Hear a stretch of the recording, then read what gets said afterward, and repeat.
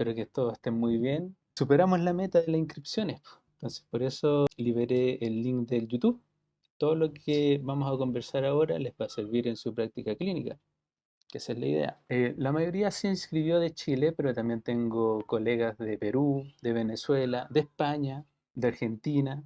Así que genial, genial que haya interés por mejorar nuestra práctica clínica. Este tiempo valga la pena. Entonces, la mayoría son perlitas clínicas que les va a servir en relación a lo que vemos, que son pacientes. Estos no son tejidos. Acá está nuestra comunidad, po. Tenemos algunos de México, de Argentina, de España. Lo que me llamó la atención es que hubieron inscritos de otras profesiones, hubieron médicos que se inscribieron, así que bastante bien. ¿Por qué? Porque escuché por ahí que mencionan que el mejor profesional para tratar pacientes musculoesqueléticos es el kinesiólogo, y eso es puro ego, porque no es así. Nosotros trabajamos con un equipo multidisciplinario, entonces somos una parte del puzzle. La idea es que esto se vaya ampliando. Fueron sus expectativas? Porque yo, cuando les mandé el link de inscripción al curso, les pedí que me anotaran cuáles eran sus expectativas, em, y me llamó la atención cosas muy interesantes con respecto a que estamos muy desordenados. No es que nosotros no sepamos, porque el conocimiento está, todos saben. Uno de los mayores errores clínicos, ¿cierto?, que tenemos es la síntesis de toda la información. Tenemos mucha información y en el error, ¿cierto?, está en ese embudo, ¿cierto?, en ese filtro. Ahí nosotros tenemos la embarrada, como aparece acá en la imagen de la izquierda. La idea es que se vayan un poquito más clarito con su proceso de razonamiento, ¿cierto? Que lo estructuren. Yo les voy a dar una serie de pasos, les voy a dar algunas cositas más o menos para ir aclarando cosas. Si ven acá bajo mi cara, hay una guía del paso 1 al paso 8. Y para que lo anoten en los comentarios, ¿qué hacemos en el triage? ¿Qué hacemos en el screening? Para los que no me conocen, me presento. Bueno, yo soy kinesiólogo de formación y también soy docente. Trabajé mucho tiempo en instituciones públicas, en instituciones privadas, instituciones de la Fuerza Armada. Fue una gran escuela, vi mucho paciente. Actualmente me estoy dedicando más al área de docencia, eh, más que paciente, y tratando de agregar valor a nuestra práctica clínica.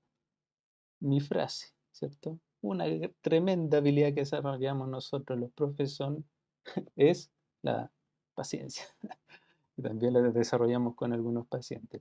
¿Cuál va a ser nuestra hoja de ruta, cierto? El inicio de nuestra expedición, porque le vamos a llamar ahí una cosita bien, bien interesante. ¿Qué vamos a lograr? Bueno, simplemente que salgan acá con una estructura mental diferente a lo que venían, ¿cierto?, aplicando antes. Vamos a revisar los 8 pasos, pero se los resumí en 4, y más adelante les voy a decir por qué.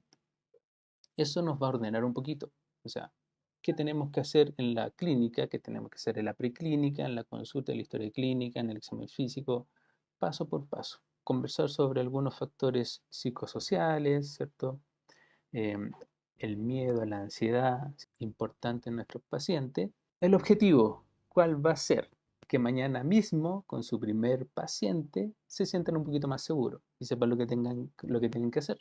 Al final, todos los que se inscribieron, van a tener su kit de navegación inicial, ¿cierto?, que lo pueden aplicar mañana mismo, muy clínico, que viene una bitácora de expediciones, que sería la ficha de evaluación, una lámina educativa para el paciente, porque le entregamos alguna lámina al paciente con respecto a lo que le pasa, ¿o no? Bueno, yo les voy a mandar una lámina que le pueden pasar a su paciente. Una lámina educativa, un protocolo visual, o sea, algo rápido, un checklist de que, ¿cierto?, cuando estamos en una situación compleja, todo eso. Y bueno, los que ven por diferido, los que están viendo por live y no están inscritos, van a recibir algunas cositas también. ¿Qué pasa cuando el paciente no mejora? ¿Qué pasa? ¿Qué pasa si mi paciente no mejora? Chuta, yo estoy aplicando la mejor evidencia científica disponible, po. Pero ¿estará fallando eso? ¿Estará fallando el paciente? ¿Estará fallando el mapa? ¿A qué nos referimos con mapa? Bueno, pongan ahí en los comentarios qué se imaginan que puede ser el mapa, ¿cierto? Este libro, que es la evidencia científica, y aquí tenemos a nuestro paciente. Lo interesante es que nosotros tratamos, ¿cierto?, que la evidencia no es ley. Tratamos de hacer encajar esta evidencia científica al paciente. complejo. Vamos a hacer un pequeño ejercicio. Van a entrelazar los dedos y lo van a soltar y se van a fijar el pulgar que queda arriba sobre el otro, ¿cierto? Van a hacer varias veces el mismo movimiento en un minuto.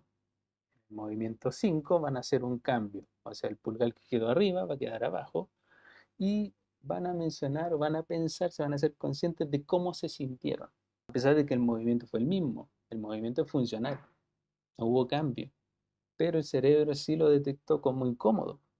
Bueno, esto pasa cuando empezamos a ver estas cositas, pues. Empieza un poco a jugar con nuestra comodidad, para no decir que el cerebro es flojo. Mapa o el territorio. Cuando nos referimos al mapa es al concepto, al conocimiento que ustedes tienen, que nosotros tenemos, y el territorio se refiere al paciente. O sea, piensen en cuál ha sido el paciente más complejo que han tenido.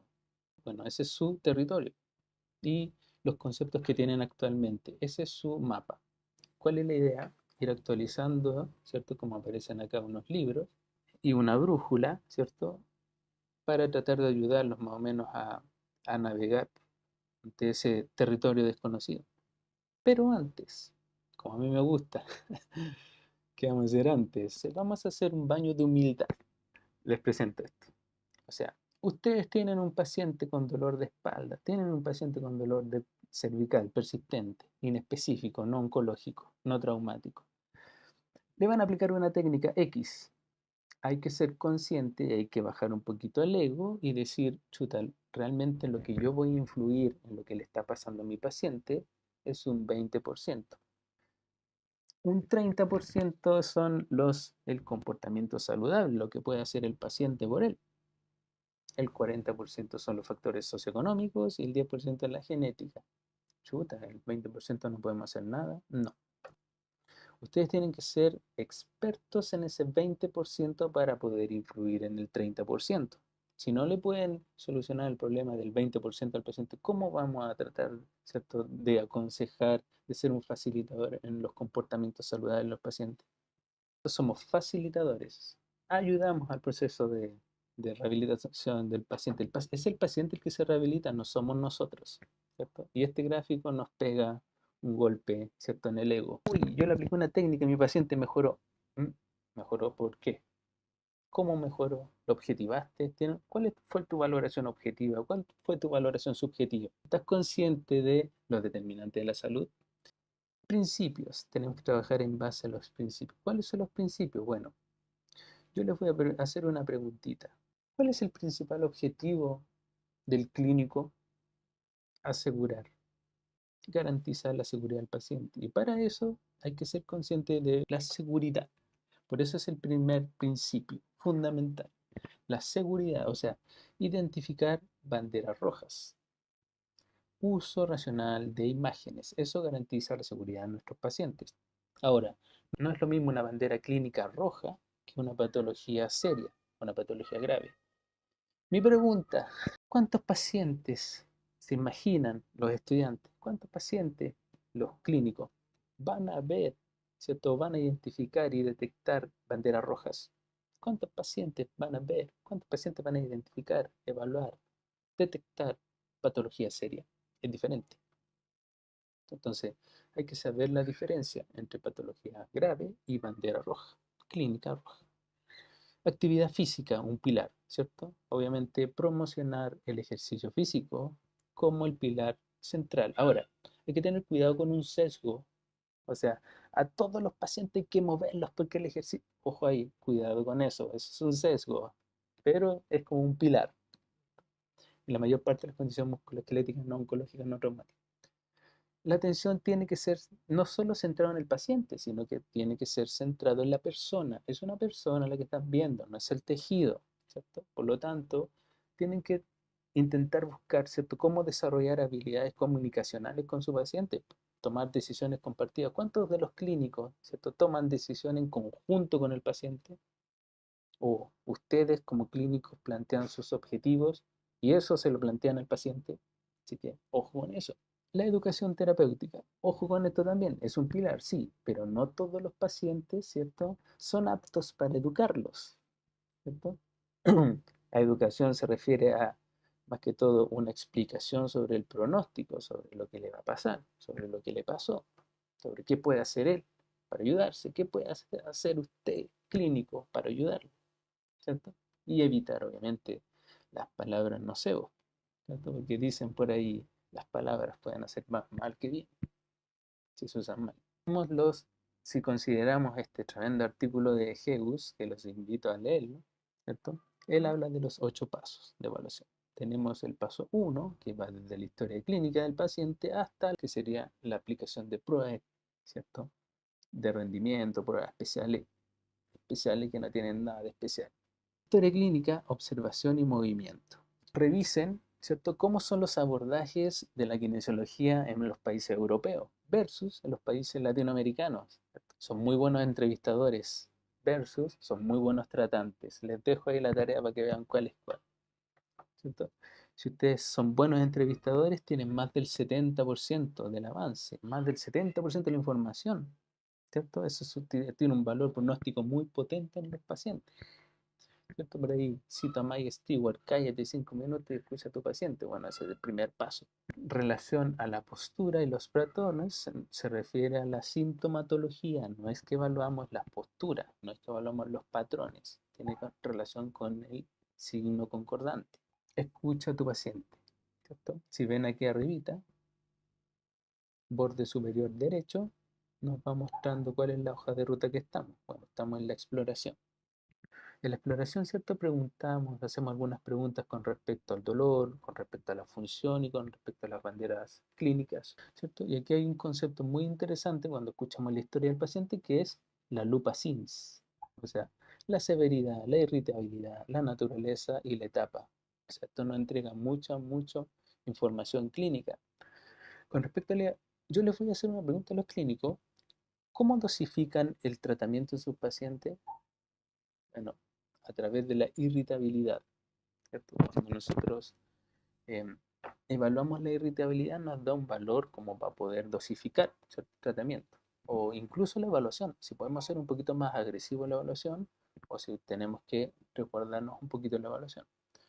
Les tengo una perla clínica, cuando preguntan, porque cuando evaluamos el dolor, Alicia, Fredusa y Sins, el dolor cuando preguntan, ¿cuál, cierto, su dolor, hace cuánto tiempo? Bueno, le tienen que agregar un promedio. Ese dolor 7, bueno, en promedio en la semana cuánto, en el mes cuánto, ¿cierto? Su peor dolor, ¿cierto? Lo mismo. Decisión de primer orden. Si lo vemos aquí es el paso 4. O sea, el paso 4, paso 0, que es la preclínica, el paso 0 es cuando el paciente está en la preclínica. O sea, está en la sala de espera, ¿cierto? Valga la redundancia, esperando a que el kinesiólogo o kinesióloga la atienda. Ahí nosotros ganamos tiempo y les enviamos un par de cositas, algunos cuestionarios, ¿cierto? Si los enviamos y el paciente en la sala de espera lo rellena, incluso puede ser en su casa, antes de venir a la consulta. Es el paso 0. El paso 1 es la entrevista, ¿cierto? Las preguntas, ¿cierto? Y en el paso 4 marca el punto de inflexión entre la entrevista y el examen físico. Entonces, ¿por qué es tan importante este paso 4? Que este paso 4 es un triage. Este paciente lo trato yo como kinesiólogo, como kinesióloga, lo trato, lo refiero o lo refiero, ¿cierto?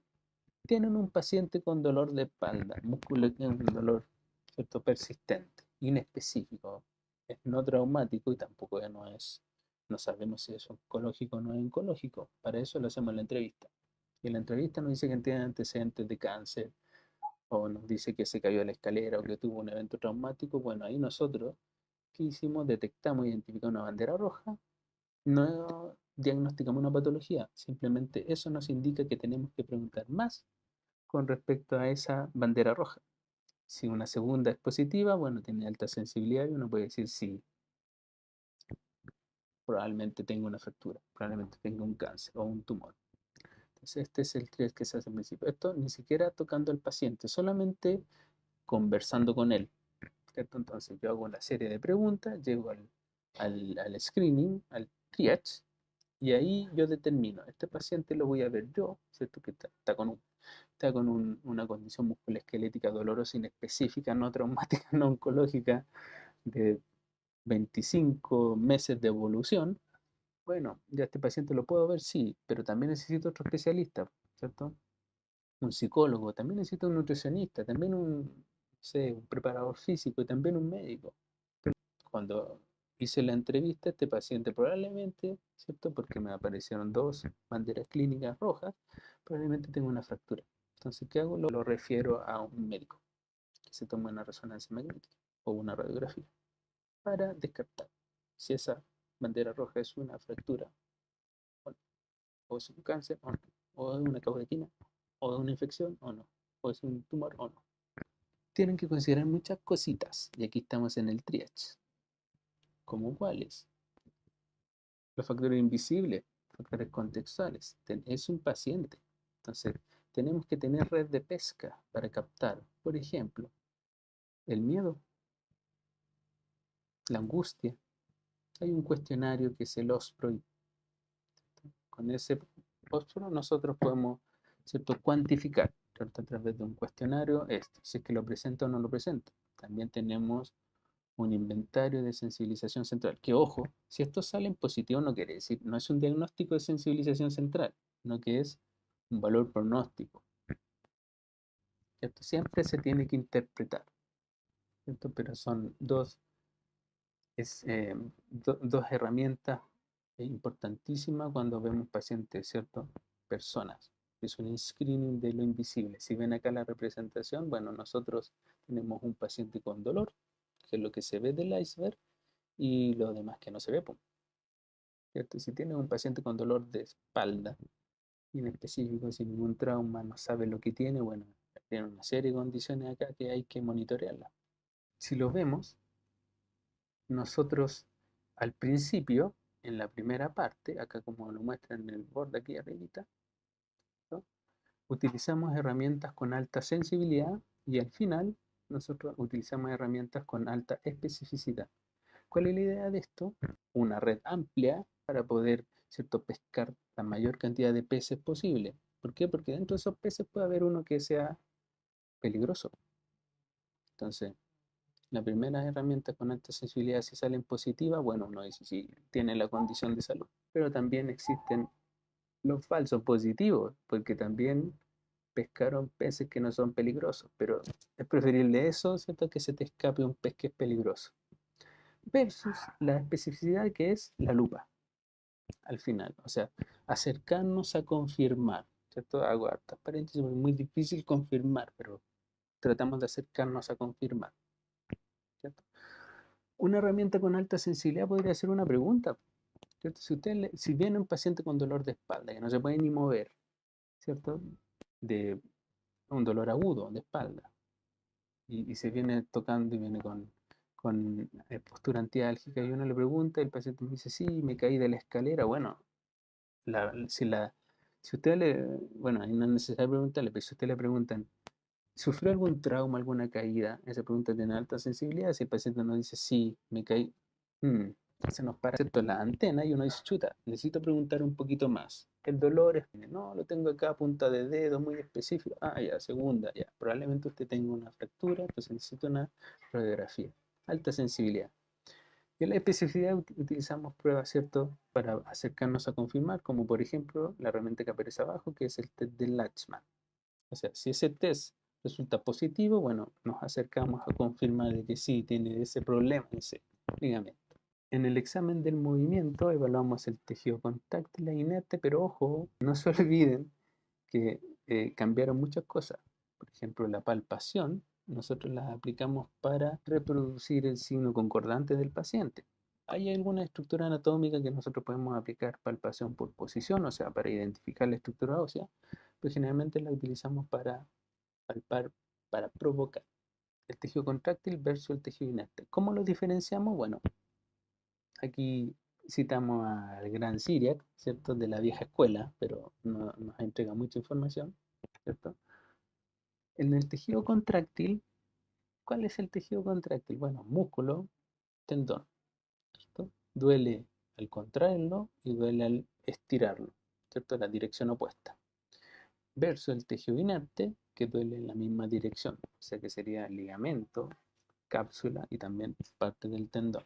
Si al paciente le duele en activo, no le duele en pasivo y le duele en resistido, no entre con información. Si al paciente no le duele en activo, le duele en pasivo, ¿va? No entre con información. Pero esa es una pieza del puzzle. Uno dice, sí, probablemente sea el tejido contráctil, sea su músculo el que está contribuyendo a lo que le pasa, pero no es la causa, es un contribuyente. Hay que seguir investigando a ver qué pasa. O sea, ¿cómo objetivan? A través de herramientas, ¿cierto? A través de instrumentos. Por ejemplo, tenemos a un paciente con radiculopatía cervical, o sea, tiene un dolor cervical. Anótelo ahí en los comentarios. ¿Cuál es la diferencia entre dolor referido y dolor irradiado? Bueno, el paciente presenta un dolor, no lo sé. Irradiado, bueno, yo aplico 4 test y si los 4 son positivos, bueno, el LR positivo sobre 30%, o sea, es casi seguro, sí, casi, llega casi a la certeza del 100% de que presenta radiculopatía cervical. Véanlo, nosotros revisamos la sensibilidad y la especificidad de los tests, ¿cierto? Pero no se olviden de los LR. Actualmente tiene mucho más valor el LR que la sensibilidad y la especificidad. El LR, véanlo como el motor de un ascensor, ¿cierto? Cuando vemos a un paciente, estamos en la mitad, 50%. Ese 50% en base a los valores pretest, o sea, la entrevista, etcétera, todo lo que conversaron con el paciente, 50%. Para arriba, el 100%, o sea, significa que son los que tienen la enfermedad o la condición de salud. Y el 0 no tiene nada. Entonces, si el LR positivo es sobre 10, significa que sí, lo podemos acercar a confirmar. Si el LR, o sea, el motor del ascensor lo baja, menos de 0,1, bueno, uno dice sí, y podemos acercarnos a descartarlo.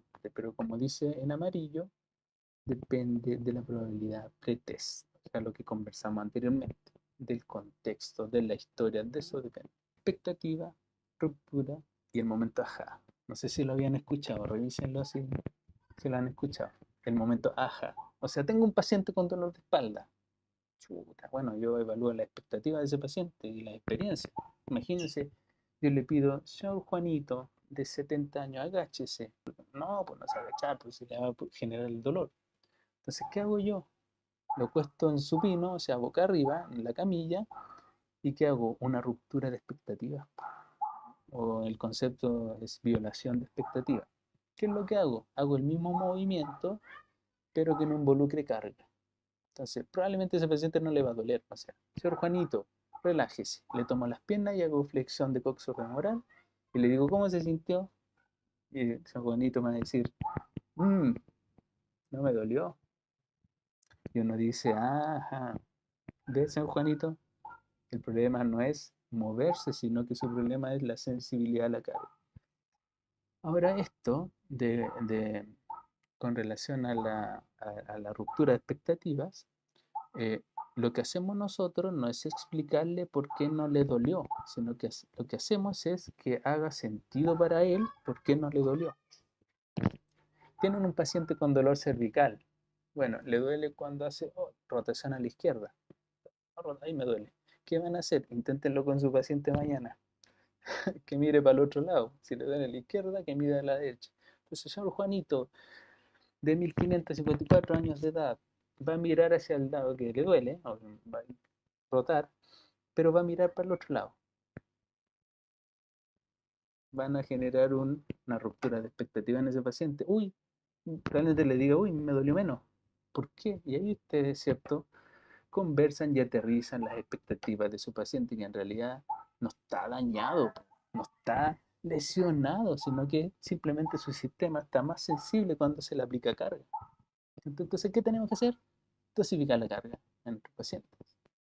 ¿Qué tienen que hacer? Como síntesis de este modelo mental. Primero escucha a tu paciente. Escucha la historia de tu paciente. Mike Stewart, cállate y escucha 5 minutos a tu paciente. Escucha a tu paciente. Él te trae toda la respuesta a tu paciente. Un triaje inteligente. A triaje inteligente me refiero a esto, a saber diferenciar entre banderas clínicas rojas, bandera clínica amarilla, bandera clínica naranja, bandera clínica azul, rosada, versus patologías serias, ¿cierto? Que no es lo mismo, porque generalmente en clínica nos asustamos. Si vemos a un paciente, ¿cierto? Lo evaluamos, uy, este paciente probablemente tiene una bandera roja. Mi pregunta, ¿ustedes tratarían a un paciente que presenta una bandera roja? ¿Cuántos pacientes con banderas rojas van a ver? Un dolor que no se da en reposo. ¿Con qué más? No, con eso nomás. Bueno, tiene una bandera roja, pero no indica patología grave porque no tiene un evento traumático, no tiene de cáncer, de tumor, de caudequina. Entonces, lo podemos ver, pero presenta una bandera roja. También bandera clínica amarilla, obviamente, ¿cierto? Psicoemocionales. Entonces, a eso se refiere con el triage inteligente, ¿cierto? Ser consciente de la etapa en que estamos. Esa es una etapa trascendental. Y consideren que están evaluando a una persona, ¿cierto? A un paciente, ¿cierto?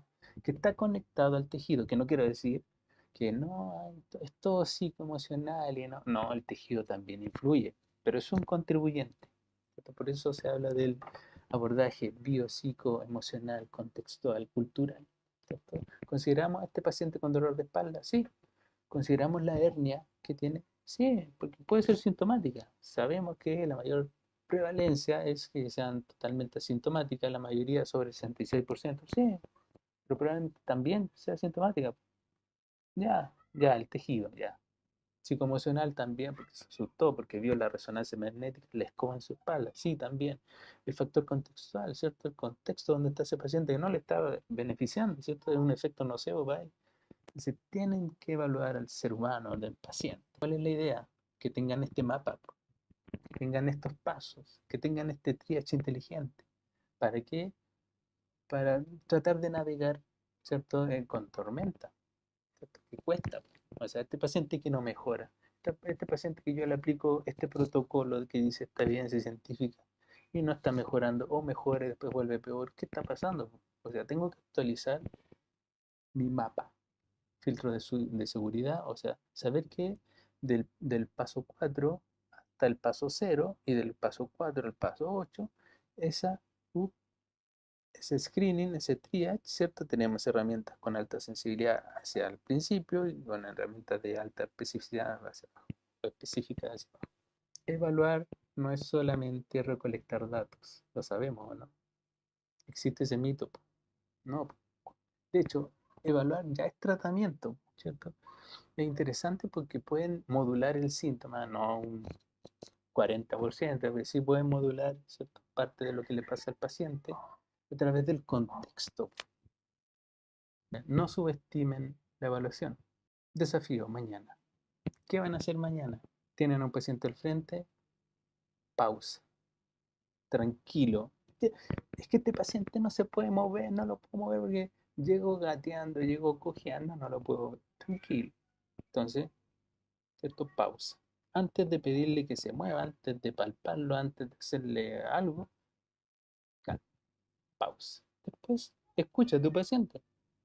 ¿Qué me dice su historia? ¿Qué me dice su historia? ¿Qué me dice la historia clínica? ¿Cierto? ¿Es un problema de carga? ¿Es un problema del tejido? ¿O es un problema en el procesamiento? ¿Es una sensibilización? ¿Cómo puedo diferenciarlo? ¿Cierto? ¿Esto es mecánico o no? Claro.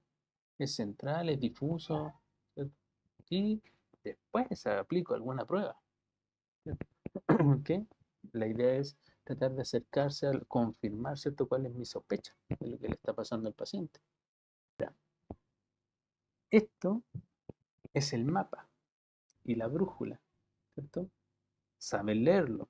O sea, si aquí al ladito, abajo de mi foto, les puse la ruta, ¿cierto? Desde el triage, desde la preclínica, desde la historia clínica del paciente hasta la aplicación de pruebas específicas, ¿cierto? Más que específicas o especiales, pruebas funcionales. Esa es una ruta segura, ¿cierto? Pero, ¿qué pasa si la brújula se vuelve loca? O sea, se vuelve loca por un dolor central en un paciente, o cuando, por ejemplo, llega ese paciente que no se puede ni mover, que uno dice, simplemente una tormenta de factores psicosociales en el paciente. ¿Qué hacemos? Bueno, la maestría no está solamente en el mapa, o sea, en actualizar mapa, actualizar mapa, actualizar mapa. No, po, sino que es centrarse en el territorio, o sea, centrarse en el paciente, porque vemos personas. ¿Sí o no? Así es como más o menos se ve este mapa de ruta, que se los voy a mandar, obviamente, si lo quieren, ¿cierto? Hay que considerar este golpe al ego, ¿cierto? A través de los determinantes de la salud. O sea, nosotros influimos en un 20%, pero un 20 más un 30, ¿cierto? Tenemos que ser excelentes en ese 20% para poder influir en los demás, ¿cierto? Claro, no podemos influir en la genética, sí. No podemos influir en los factores socioeconómicos, no. Bueno, un consejo, pero no podemos influir en eso, pero sí en lo demás. O sea, sí podemos influir y nuestro rol como, como entes clínicos es facilitar, es educar a nuestros pacientes. ¿Cierto? Tenemos nuestros principios, o sea, la escucha centrada en el paciente, la escucha activa. La escucha activa no es solamente que el paciente me diga algo y yo, sí, ya, y le vuelvo a preguntar, no, sino que es al final, cuando yo escucho al paciente, le hago un resumen de lo que usted me dijo que su dolor lo tiene hace 6 meses, que cuando se agachó a recoger algo le generó esto, ¿eso es cierto? Sí, ya. Entonces esto le puede haber ocasionado esto otro, esto. Evaluación, ¿cierto?, de los factores psicoemocionales de su paciente, ¿cierto? Las imágenes no las satanizan, ¿cierto? Si llega un paciente con una resonancia magnética, con una radiografía, tienen que valorar eso, porque el paciente trae unas expectativas y una experiencia con respecto a los exámenes. Entonces el paciente gastó tiempo, gastó dinero en eso. Entonces, sí, sabemos que hay correlación. O sea, aparecieron dos variables, ¿cierto? El dolor y no sé, la discopatía, o el dolor y la hernia aparecieron, pero una no puede explicar la otra, ¿cierto? No hay causalidad. Sí, pero igual lo consideran, porque para el paciente es importante eso, ¿cierto?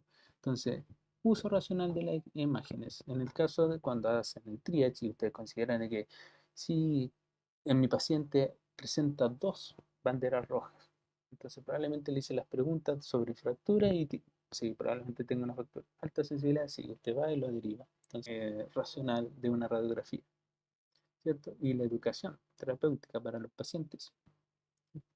Con respecto al mapa de ruta, este proceso sistemático de 8 pasos que va desde la preclínica, o sea, yo puedo tener un sistema que se lo envío al correo electrónico al paciente el día antes de la consulta y le envío algunos cuestionarios cortos para que el paciente me escriba algunas cosas. Con eso yo, más o menos, ganar tiempo en la consulta.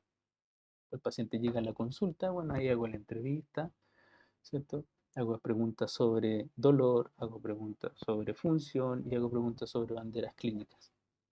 Después, ¿cierto? A mi paciente con esa información hago el triage y determino. Al paciente lo veo yo, solito, soy Superman, lo veo yo y lo refiero con otro colega o con otro, ¿cierto?, especialista o con otro profesional del área de la salud o simplemente lo derivo, ¿cierto? O lo refiero al médico y realizo el examen del movimiento, hago palpaciones con relación a buscar el signo concordante, que el signo concordante no es solamente al palpar, reproducir el síntoma, no, puede ser un movimiento, puede ser algo, ¿cierto?, que sea concordante con lo que le pasa al paciente, por eso se llama signo concordante, ¿cierto? Y se llama signo porque lo podemos objetivar, ¿cierto? Y al final yo aplico, más que test ortopédicos, realizo pruebas de rendimiento físico. O sea, a ver, señor Juanito, a usted que le dolía agacharse, agáchese ahora. Muéstreme cuál es el movimiento que le reproduce el síntoma. Ahora, señor Juanito, muéstreme el movimiento que le alivia el síntoma. Entonces, nosotros, ¿cierto?, aplicamos una herramienta específica. Tienen que considerar que cuando ven a su paciente, no cometer sesgo. O sea, mi paciente le duele la rodilla y el dolor de rodilla era un dolor persistente. O sea, tiene más de 12 semanas de evolución. No tiene ningún evento traumático. No. Entonces, ¿qué hago? Chuta, me voy a la rodilla y evalúo la rodilla. Eso es un sesgo. ¿Qué tengo que hacer? Bueno, probablemente sea la cadera, probablemente sea la columna lumbar. Entonces, de lo amplio a lo particular. O sea, ¿qué nos dice este nuevo modelo mental? Que si viene un paciente con dolor de tobillo persistente, tengo que descartar. O sea, me tengo que ir a la zona lumbar y evaluar herramientas, o sea, tengo que evaluar a través de herramientas con alta sensibilidad la zona lumbar para ¿cierto? Descartarlo, ¿no? Si el paciente modula el síntoma en el tobillo, ¿qué hago? Chuta. Si cambia el síntoma, me tengo que quedar en la espalda, que no quiere decir que estoy confirmando la lumbar, sino que simplemente no la puedo descartar. Ahora, si no ocurre nada en la extremidad, ¿qué hago? Bueno, puedo descartar la zona lumbar y me quedo en el tobillo. Esto lo conversamos en los cursos que vienen más adelante. Entonces, siempre hablo particular. Lo mismo con el procedimiento examen kinesiológico que está acá, el mapa de ruta. O sea, parto de lo amplio y después me voy a lo más específico. Escucha a tu paciente primero, ¿cierto? Aplica el triage inteligente, porque todos estos pacientes derivan porque identifican una bandera roja, la detectan y se asustan y lo mandan al médico. Bueno, error, ¿cierto? Entonces, ocupan el triage inteligente. Evalúan a un ser humano más que en tejido. Si al paciente le duele la espalda, ¿cierto? Es un paciente, es una persona, ¿cierto? Atención centrada en la persona, atención centrada en el paciente. Y educa para empoderar, pero en, lo, en el buen concepto de empoderamiento del paciente. O sea, 4 preguntas, ¿cierto? ¿Qué puede hacer el paciente para ayudarse a él? ¿Qué puedes hacer tú para ayudar a tu paciente? ¿Qué le pasa al paciente y cuánto tiempo va a durar? ¿Cierto? A eso se refiere con empoderar. Considera la irritabilidad en tu paciente. Te ayudo. Tengo una serie de cursos, así que para que me escriban. Eh, la idea de esto es ir comenzando de a poco, armando un mapa, ¿cierto? Un mapa con respecto a cómo podemos valorar a nuestros pacientes musculoesqueléticos, ¿cierto? A través de la comunicación, a través de las herramientas con alta especificidad, alta sensibilidad, low range y los abordajes en relación a la persona que van a llevar. ¿Cierto? A los que se inscribieron me mandaron su mail, entonces por lo tanto van a llevar muchas cositas, como por ejemplo un resumen ejecutivo de este nuevo paradigma, de lo que habla esto, ¿cierto? Los 8 pasos sistemáticos. Eh, ¿Qué le podemos entregar a nuestro paciente, po? O sea, porque el paciente tiene unas expectativas, nosotros tenemos que aterrizar muchas veces esas expectativas. O sea, hoy con esta técnica que me ajusta la espalda me va a mejorar todos mis problemas. Bueno, ¿cierto? Los determinantes de la salud, ¿cierto? Nos dicen otras cosas. Eso se lo aterrizamos a nuestro paciente. Voy a intentar hacer un segundo curso. Entonces aquí les tengo un QR para que lo escaneen y se inscriban, ¿cierto? Cuando se inscriban, yo les voy a pedir algunas cositas que necesito con respecto a la expectativa, porque estas diapositivas las construí en base a las expectativas que muchos